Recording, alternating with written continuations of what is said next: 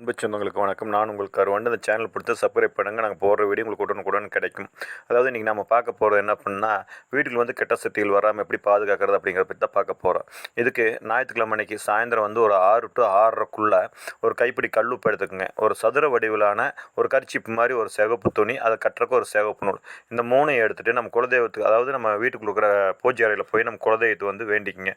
அதாவது எந்த தீய எண்ணங்களோ எந்த கெட்ட சக்தியும் நம்ம வீட்டுக்குள்ளே வரக்கூடாது, எங்களை எதுவும் பாதிக்கக்கூடாது, பில்லி சூனியம் செய்வினை கண் திருஷ்டி ஓமல் இந்த மாதிரி எதுவும் எங்களை வந்து பாதிக்கக்கூடாதுன்னு சொல்லி குலதெய்வத்தை நல்லா வேண்டிட்டு அந்த சிவப்பு துணியில் வச்சு அதை சிவப்பு நூலெல்லாம் 3 முடிச்சு கட்டிட்டு அதுக்கு சந்தனம் போட்டு வச்சுட்டு, சந்தனம் குங்குமம் போட்டு வச்சுட்டு, நம்ம வீட்டுக்கு முன்னாடி இருக்கிற நிலவாசப்படிக்கு சென்டரில் அதை கொண்டு வந்து மாட்டி விட்டுருங்க.